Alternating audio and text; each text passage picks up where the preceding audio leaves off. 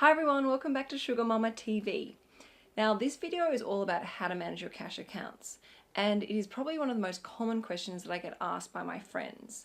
And whilst there's no wrong or right way of managing your cash accounts, often when I meet with someone who's got credit card debt and asks me to help financially coach them out of that debt, they often haven't got the formula right for how to manage their cash and their accounts, and that's why they've gotten to credit card debt in the first place. So I devised a plan or a strategy for most people to follow where it really simplifies how you use your cash and how you use your bank accounts. So let's not waste any time, we'll get straight into it. Alright, account number one. This is your everyday account where your salary gets paid. You have a linked ATM debit card which you use to pay for things. So out of this account, whether you get paid monthly or fortnightly or even weekly, this is where all your short-term living expenses come out of. So for example, your gym membership, your lunch money, weekend money, any sort of charity donations that you have set up on an automatic direct debit plan, they come out of this everyday account. Then your second account is I call it your life account. So this is where you stockpile the account so that you've always got a couple of months worth of salary in there, or a couple of $1,000s, so that when those other expenses that come through that aren't necessarily monthly expenses, but they come through once a year and they're quite expensive, you have stockpiled that account and you can pay for those costs immediately out of cash. For me personally, August is a really expensive month. It is my dad's birthday, it is my wedding anniversary, it is my mum's birthday, and it's also my husband's birthday. So in the space of about 22, 23 days, I've got so many presents that I need to buy, and I always know that it's going to kind of wipe me out financially for a couple of weeks. So what I do is I stockpile up my savings account so that I prepare for that, and when I need to go and buy all those beautiful presents for them, I pay for them in cash and I do not ever reach for my credit card. So that might be for you, if that might be an internet-based account, and I don't suggest having a ATM card, I should say, linked to that account, so that if you ever get tempted to buy something beautiful and think, oh no, I'll just tap into my life account, you actually have to physically go in and transfer the money into your everyday account. By seeing that transfer, you might decide not to buy it because all those hard-earned savings that you've been pumping into that savings account, you sort of think, oh no, actually I'm gonna let this dress slide, I won't buy it, because I don't want to eat into my savings. It's taken me so long to build that up. So essentially two accounts.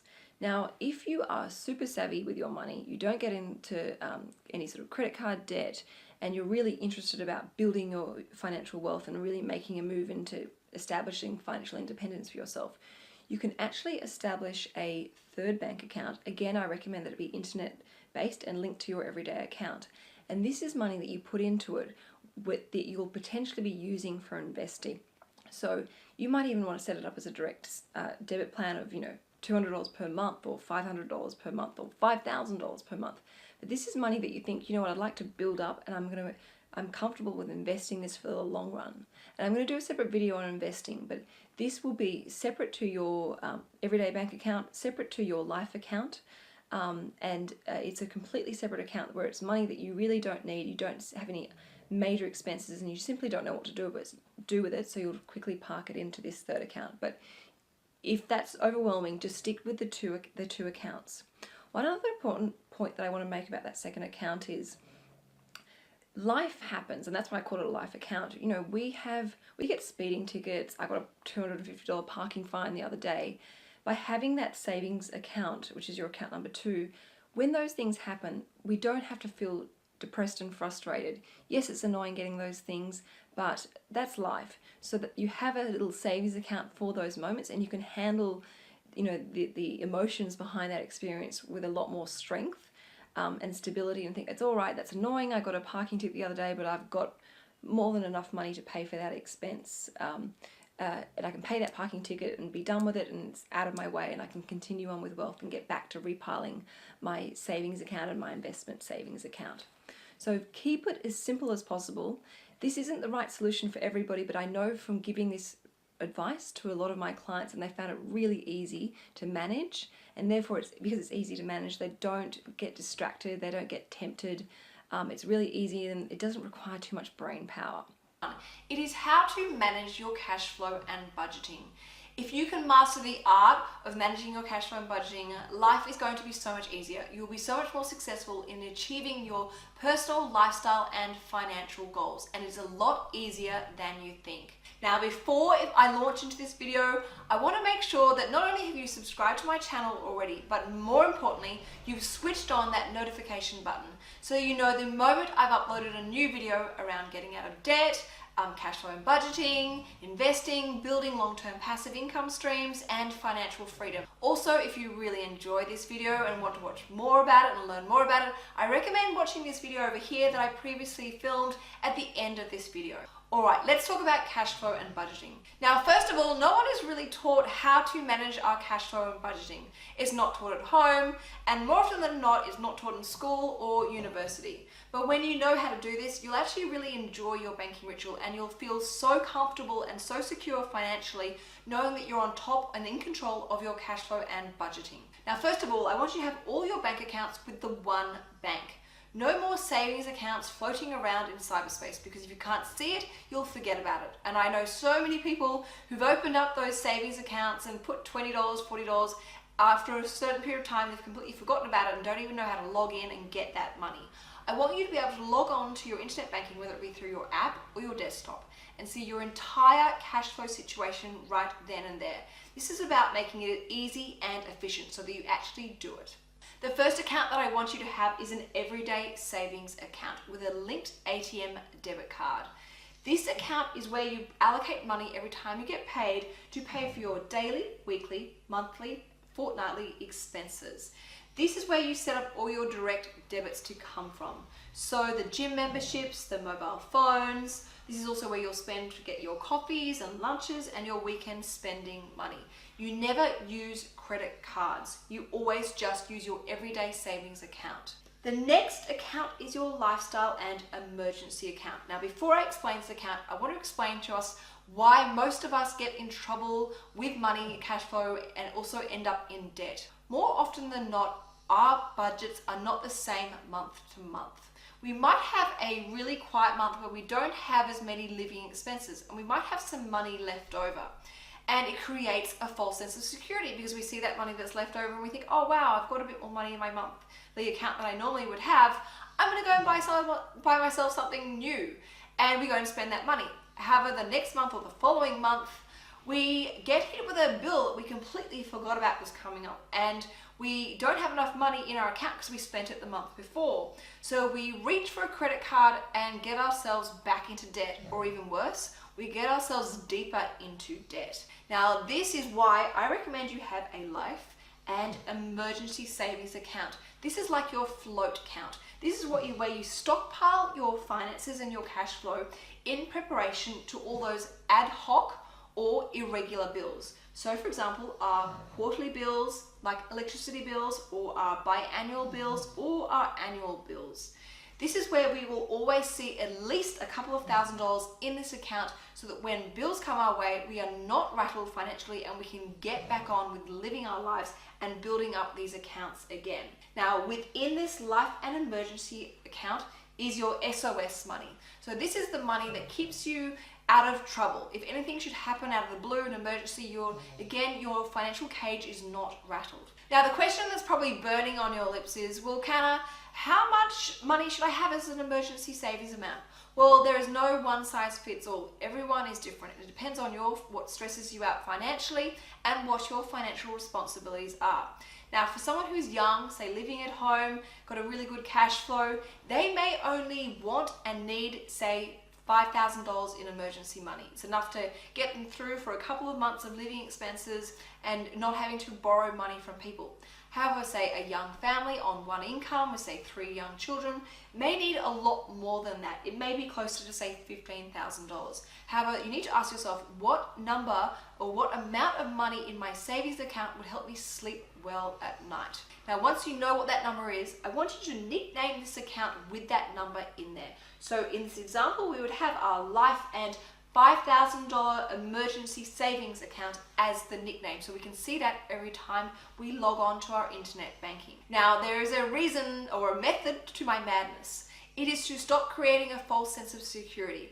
If we had, say, $6,000 in our life account and one day we decided, oh, I'm going to go and upgrade my laptop, I'm going to go and spend, $1,500 upgrading my laptop, we go and spend that money, but actually we don't really have that money to blow, because of that $6,500 account balance, $5,000 is allocated for emergency money. So we cannot be blowing this money unnecessarily. It is for an emergency use only. However, I want to make sure you're aware, budgeting and cash flow is not about being mean or depriving yourself financially or being the fun police. It's about balance, and it's about giving ourselves spending boundaries. That's simply all it is. And with boundaries, it makes us accountable. So for the example of when you want to upgrade, say, a laptop or buy a new dress or a new handbag, that is perfectly fine. We just allocate that to a separate account.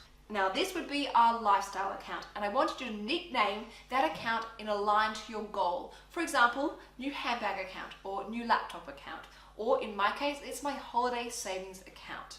Now the fourth and final account is actually your financial goal account. This is where I want you to put money in on a regular basis towards a long-term financial goal that's important to you.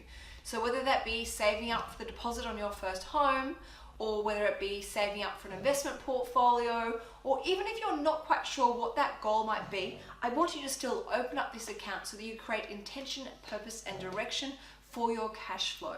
Now for me personally, this is my savings to invest account. I put money into this account on a regular basis and let it sit there until I know where I want to invest that money and for what financial goal. It is really easy to set these accounts up, and these three should be internet-based account with the same account. This means as these accounts build up, you're actually earning some interest on these savings accounts. Now the next step is to work out our banking ritual, so we know exactly how much money to allocate to each of these four accounts so that we're always on top of our cash flow and we feel great about our finances. Now I actually have two tools available for you. If you subscribe to the Sugar Mama website, you will get a complimentary budget template to work from, which will help you work out your total cost of living and how much money you need to allocate to these accounts. The second tool that's available for you is this Sugar Budget app, which you can download from the iTunes store. This is a much more advanced version. It's quite visual and explains to you exactly the banking instructions to allocate this money.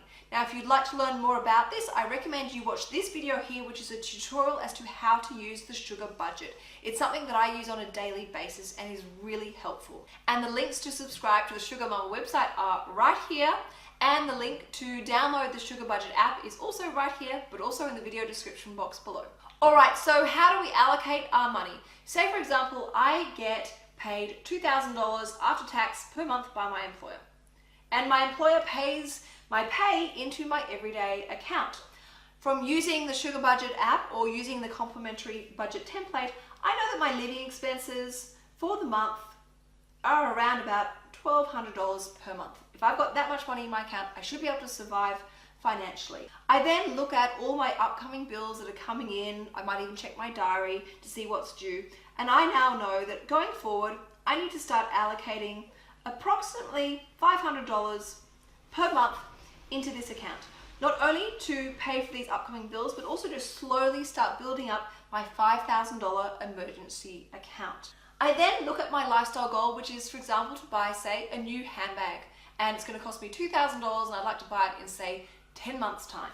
I know that if I want to achieve that goal in time, I need to start putting $200 a month away into this savings account. I also want to start doing the $1,000 project and buying some shares. So I don't know what shares I want to buy yet, but I'm going to start saving anyway in the preparation to that. So I'm going to start putting, say, $100 per month into my savings to invest account. This is the banking ritual I will follow every time I get paid. It is allocating the right amount of money for what is important to me.